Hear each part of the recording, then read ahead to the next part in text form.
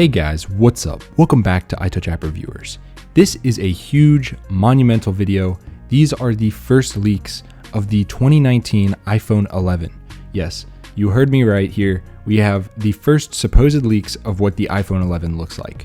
But before we get to that image, which is a little bit controversial, I want to talk to you guys about one of Apple's suppliers announcing under-display light and proximity sensors. So AMS today announced the launch of new sensor technology that could be incorporated into future iPhones to cut down the size of the notch that houses the true depth camera system used for Face ID.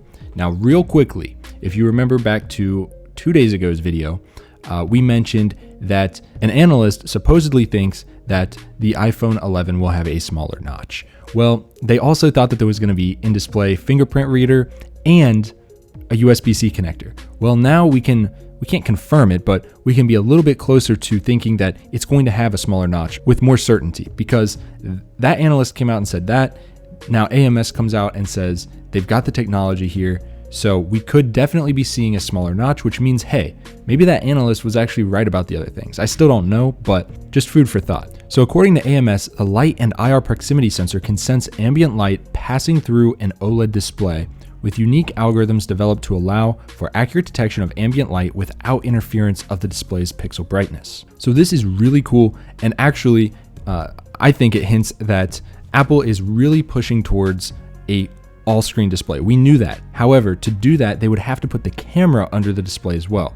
Now, this is not saying they can do that yet. However, if they can do this, they can probably figure out a way to do that. So basically what I'm saying is put a camera module under the actual display, and when you want to take a selfie or Face ID, that part of the OLED display would turn off for a second, and there'd be a little hole there. You know, it takes the picture, scans you, whatever. The display comes right back once it's done. That is hopefully going to be the future of this, but I don't want to talk about that too much right now. That's just my hopes and where I see this technology going. Great news right here, but bigger news is this is what they think the 2019 iPhone is going to look like. This is a 2019 iPhone showing a triple lens rear camera design in these renderings. So this is supposedly the next gen iPhone. And as you guys can see, it is a little bit ugly, but then again, I said the same thing about the iPhone 10, but this kind of takes the cake because you can see how asymmetrical it is. It's just very un-Apple-like. There's 3 cameras here. You got a huge microphone and then a pretty decent sized flash right there. Does not look very Apple-like to me, but I said the same thing about the iPhone 10, you know, the stoplight looking, cameras on the back. So I don't know. I'm excited to see this because this is the first batch of rumors and leaks from Slash Leaks, and they've actually been relatively correct in the past with their design leaks. So I don't know, could this be the 2019 iPhone 11? This design is technically still in the engineering sample stage, so this could change radically.